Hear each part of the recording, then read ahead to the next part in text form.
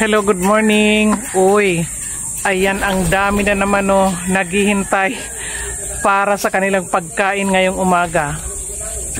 Nakakatuwa naghihintay sila para pakainin ngayong umaga. Magandang araw. Dito po ako sa taas ng aming bahay. Yan po yung mga kalapati. 5 dyan yung amin. Yung karamihan, di ko alam kung kanino. Basta pumupunta sila dito sa amin. Magpapakain na po ako. May umakyat dito sa taas, sa ibabaw ng kulungan. Pero dito ko pakainin sa baba. Ayan. Ayan, nagsibabaan na para kumain. Kanino kaya yung mga to? Ang dami yung 5 lang dyan yung sa amin.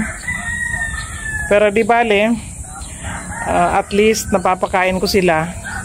Tapos mamaya mag-aalisan ng mga yan. Babalik yan mamayang hapon kasi alam nila yung oras ng pagpakain ko sa kanila. Dami gandang pagmasdan. Yung iba medyo maliit pa. Eto medyo malaki sa amin yan. Tsaka yung isa medyo malaki. Yung mga medyo maliit hindi sa amin yan. Di ko alam kung kanino.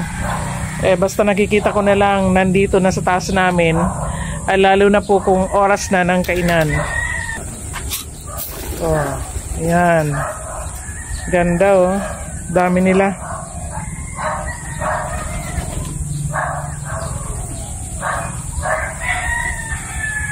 Kung hindi lang po namatay yung iba naming kalapati noon, mas madami pa dyan yung talagang sa amin.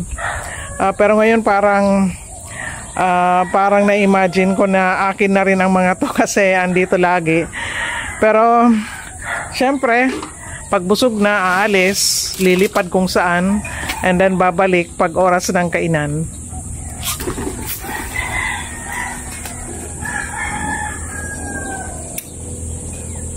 So yan po.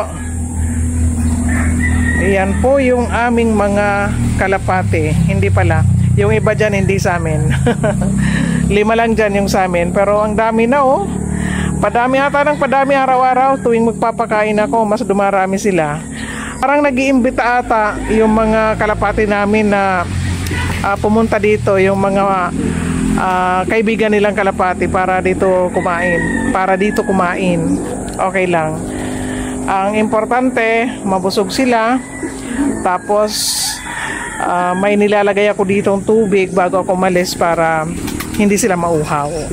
So ayan, yung aming mga kalapati na dapat pakainin umaga at hapon.